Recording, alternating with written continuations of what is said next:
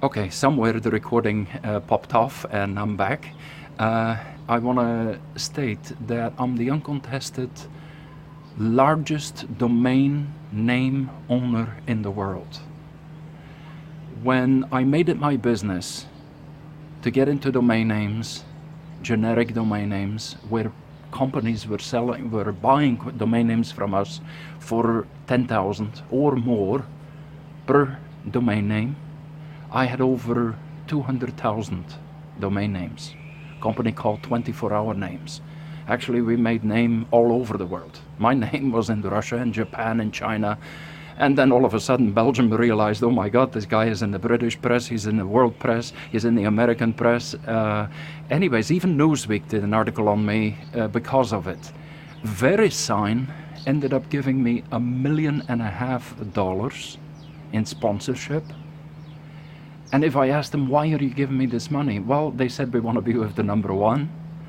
And in addition, we just hope to once in a while be able to pick your brain. And I thought they had lost their marbles.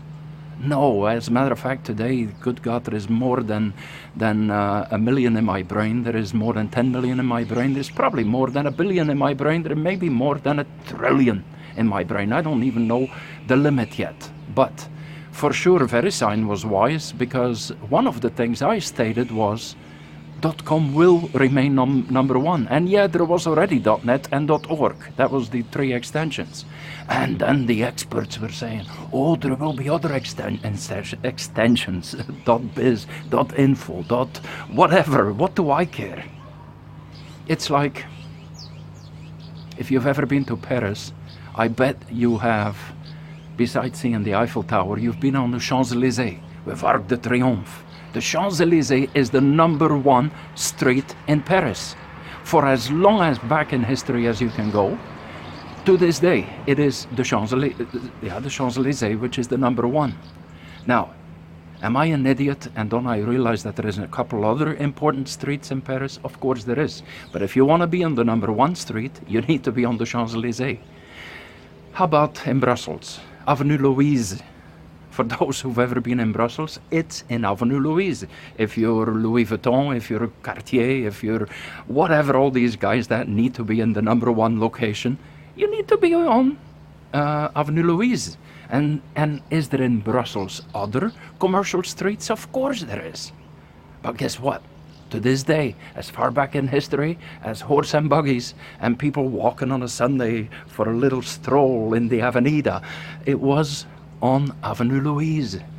How about the New World? You know, America. Do these same laws apply? Well, guess what? New York, Fifth Avenue. Ask Donald Trump if Fifth Avenue has a risk of no longer being number one. It is number one, and that's just the way it is. Now, is there other important streets in New York? Oh, of course there is. So it's this is the same deal now with Bitcoin. And the beautiful part is you can buy a part of that. Wouldn't you love it if you could buy some real estate right now in all these streets who are going to become the top, who are guaranteed to remain the top most valuable streets in the world? Well, that's the same deal back then when I bought .coms. In 1 year, I had amassed, there was 2 valuations they did on my company. The lowest value was 200 million. The highest value was 1.3 billion. And honest to God, I personally thought 1.3 billion was a little exaggerated. You know what? It isn't. It is, as a matter of fact, it's still a moderate amount. And you look at today, Instagram was sold for 12 billion, right? So I just wasn't aware of these values, and therefore I thought 1.3 billion, even of my own company, I thought that was an overestimation. It wasn't. It was a high estimate at the time. But so it's right now, here you have a chance. With .com, I couldn't. It was so specialized. There is less than 10 people in the world that even came close. When I say close, they did about 10% of what I did. less than 10 people, 10% of what I did. So they didn't even reach up to my ankles. And I'm not saying this as I'm the big guy and I know it, you know, the stuff.